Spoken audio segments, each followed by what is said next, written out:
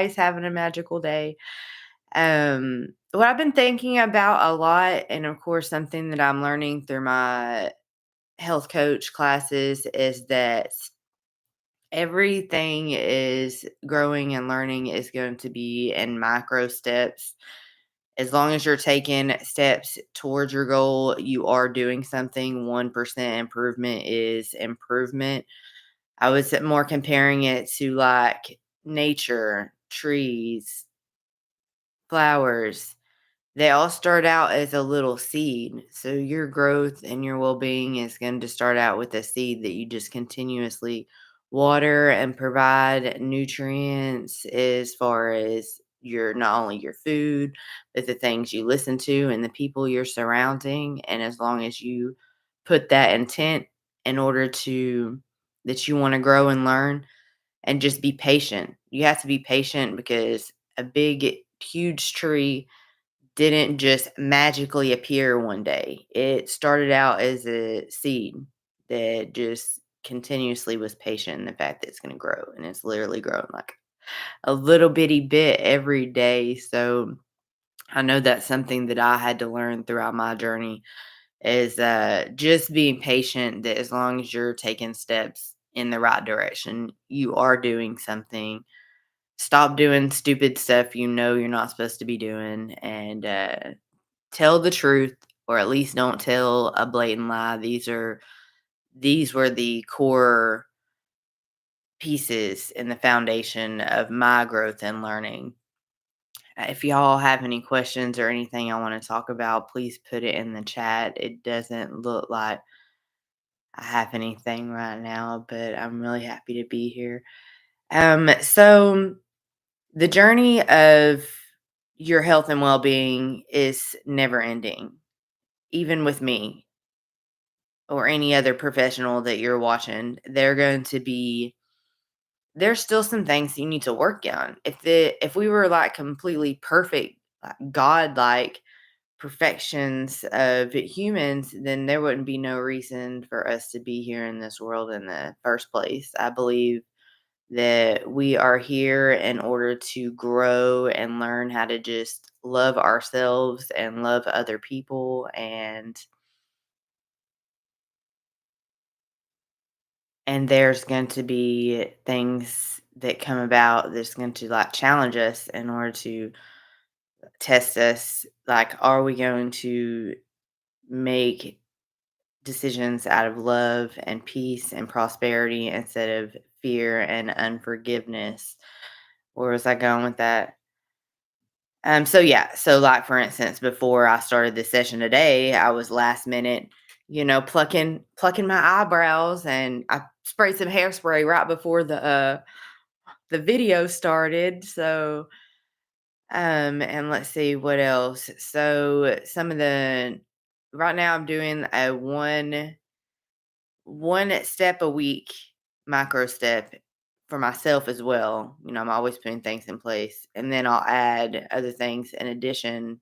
But that's something that the Health Coach Institute's really like helped me to be able to learn. Just start out for 7 days with one step, one tiny, tiny step, even. And this week it was to put my fork down 3 times throughout my meals and like more take the time to eat my food. That was one before that. But so it helps me with just it's kind of a metaphor too for in life and for every day when we're going throughout the day, just to you don't have to constantly be mulling over all the things that need to be done in life. Just put the fork down and just chew your food and just relax and calm down. Like all of these constant racing thoughts are going to make you sick. And I was also thinking of like, say you were like some of the thoughts I know that I go over in my head. Say if it's like the grass, and like me thinking about it is like me just driving over that thought. The more you drive over the thought, the muddier the ground gets. Like it's not going to help.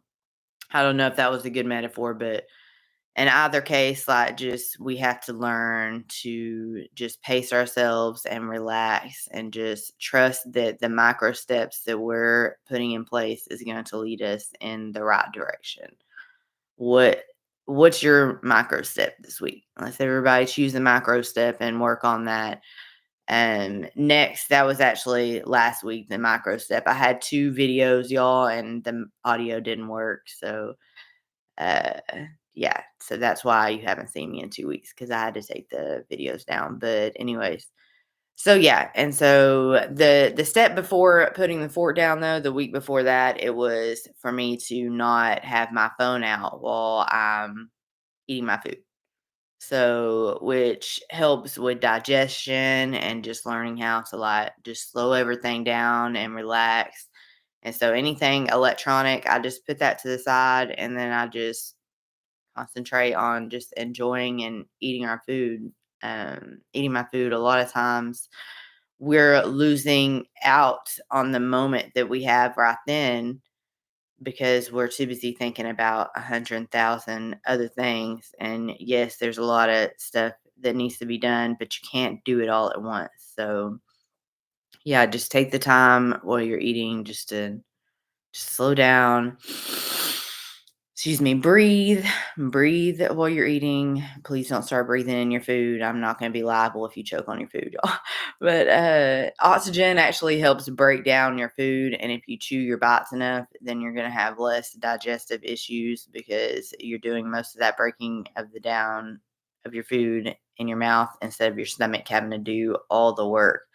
I know I have struggled with digestive issues in the past, and I'm pretty straight now. I actually must have like a normal, excuse me, bowel movement every day. And like before, like it was like diarrhea, and like I was having all these constant stomach cramps and everything else just because I was putting a bunch of horrible, not only was I putting horrible food into my body, but I was not just slowing down and taking the time to chew my food and breathe.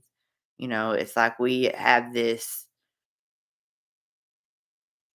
like we think we have to constantly be just driving over back and forth on the grass, back and forth, back and forth.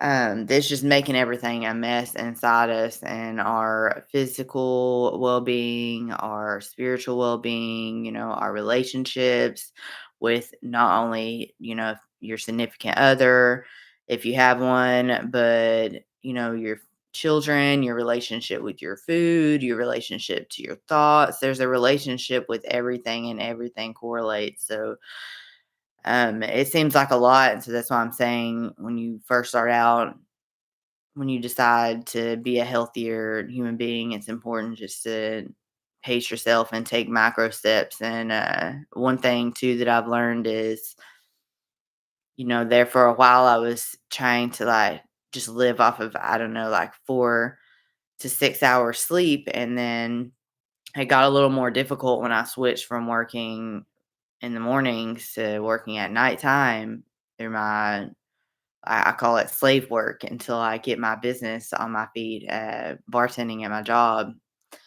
Uh, I had to adjust to that, but it's important to, and then I was trying to force myself to get up at 8 o'clock in the morning and there for a while, like 3 and 4, so I could get up and like drive for Uber. And it just wasn't working. I just kept waking myself up, setting alarms, and then just like, no, I'm going back to sleep. So sleep is important. It's good to get proper sleep because you're going to be able to properly conduct yourself and be in a good mood throughout the day and have the energy to do all the things that you need to do. We have to learn to prioritize our self care, and I think that's really overlooked. So, prioritizing self care. I started meditating twice a week. There's this practice called the transcendental meditation practice. That there's one in Dallas and different places, but just Google that and they do actually do it on a sliding scale, so it's based on your income, but it's a very I'm finding it very transcendental to learn this practice because it also gives yourself some accountability too. Because there for a while I had been meditating, but I wasn't committed to meditating on a regular schedule. And this practice is like, hey, you really need to do this twice a day for 20 minutes. And I feel really, really good when I do it. And I can tell when I don't do it. Um, it needs to be correlated like with brushing your teeth and taking a shower, like that also needs to be done. And don't let anyone tell you that anything that you feel like you need to do for your self-care, just don't mind their opinions in general. And your well-being and your self-care, you're going to need to like just don't mind anybody else's opinions and don't try to have you feeling any kind of certain way about it, and just do what you know you need to do. And if you feel like it's right, just be like, just don't even try to have an argument or conversation or anything. If they want to ask you questions about why are you doing this, and like for informational type purposes so they can like grow and learn from it, that's one thing. But if it's coming from judgment, just be like, look, this is what I do now. This is what I do now. I meditate twice a day and I don't want to talk on the phone and I don't want to watch TV or anything else while I'm eating my food. And this is how I'm learning to relax and practice gratitude and living in the moment. It's a practice. Self-care is something you have to practice. The more you walk away, the farther you get away from the campfire, and that's like the fire is a metaphor for like our soul and our childlike, spirit. The farther you walk away from that, which is a lot of times I believe what happens with many people, trying to fit in and everything else, the farther you walk away from that, then the colder and the more miserable it's going to get, but also the longer it's going to take you to walk back towards it. So let's just all be patient with ourselves in that. But so back to the meditating. So yeah, and so when you meditate, what I did learn from this class though is not only is it important to do on a regular basis because it's going to help your sleep and your energy levels and your peace of mind. You're going to become a lot more peaceful person and a lot more pleasurable to be around, but it's going to allow you to practice just being still and being there. And when you do this, it helps shave away like the nerves from all of the things that we go through. Any kind of traumatic experience, whether it's on a minor level or a larger level, we're going to, if we're not doing something to work through that and to talk it out or to meditate or something like that, it's something that we're holding on in our body. And eventually over time, it's going to actually create a sickness. But anything from as far as like my cat uh, died last week. Excuse me, I'm still, grieving over him. But so when I'm doing my meditations, that's something that comes up. Excuse me, I visualize or I have these. It just kind of pops up like a buzz, like a bubble from your unconscious. Of like the vision of like finding my kitty cat dead. Excuse me, all. Uh, So yeah, so when you do these meditations, it just happened last week, y'all. I probably shouldn't even brought that up. When you do these meditations, little things like that are going to just pop up. And then you do actually this mantra. Everybody in the transcendental meditation course, everybody gets a specific mantra just for them. I'm sure there's many that they repeat or whatever, but everybody gets, and it's for you to keep for yourself. And so while you're I'm not going to tell you my mantra 'cause it's supposed to be secret, but so while you're just closing your eyes and you just sit comfortably, you don't have to sit in like a yoga position. You just say that mantra over and over again. It's just one word, and it kind of creates this resonance within yourself,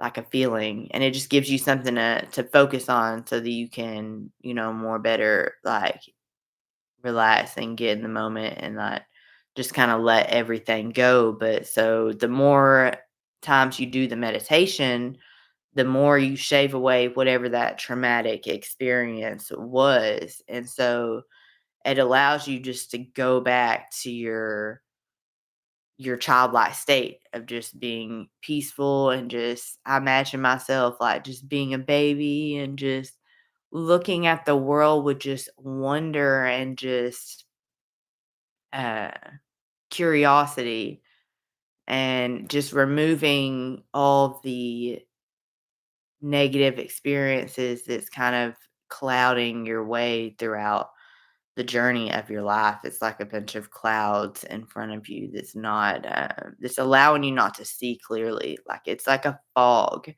Like the longer you go in life and you're not relaxing and you're not taking that time to meditate and just be in the moment, you like develop this very thick fog around you, and it's very difficult to see anything clearly because you're just constantly having all this chatter going on in your head. And it takes time to calm all of that down. You kind of have to just sing to yourself like a baby, but if you're not ready to meditate, just I would recommend just starting in baby steps, like throughout the day. If you catch yourself just in a tornado of tantrums, it's been referred to by ex coworker, just kind of sing to yourself or hum to yourself. Find a nice hymn to a song that you like. I like Frozen, Let It Go, and just kind of talk to it. Just baby, you have to like learn to nurture yourself and baby yourself and be compassionate with yourself, because in a way we are like big, huge babies. Uh, and we don't have any less needs. Like over time, we become more self sufficient, of course, as opposed to a little baby that needs everybody. But like, we still need other people. We still have needs. We still want to be social. We still want to talk with people. We still want to connect with people. And that's one thing that a baby needs the most, is just a connection with their mother or their father. And yeah, that's very, very important, but it's not any different than us either. Like we all need connections.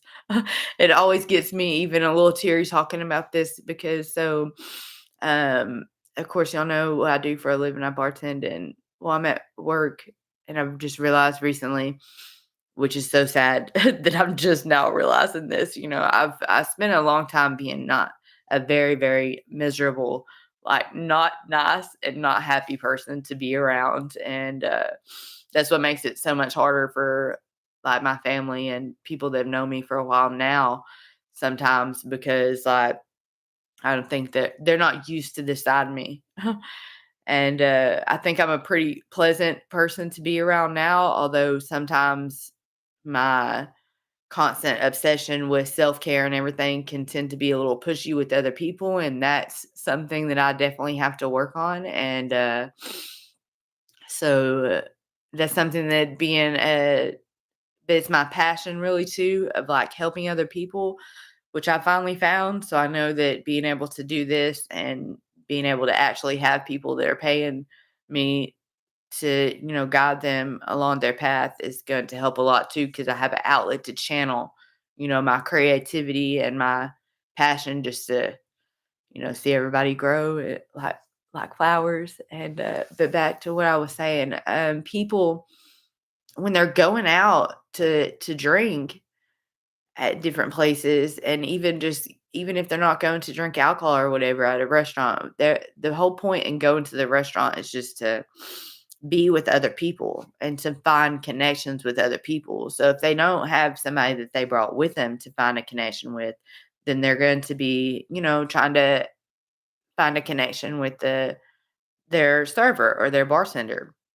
And they just want to talk and they just want to be seen. Like I've seen people that like they have wife and they have, children, and like the deeper we go in the conversation, it tends to get like so deep, and then they're kind of just like want to shut it down and just stay on that surface level, which sucks. But at the same time, sometimes I'm able to see enough of the fact that like they're trying to like be like they're happy with this and they're happy with that or whatever. And, they supposedly have this, perfect fairy tale life, but they're very, very miserable and they're only coming to me to be seen because they're not being seen at home. And that's sad. It's really, really sad.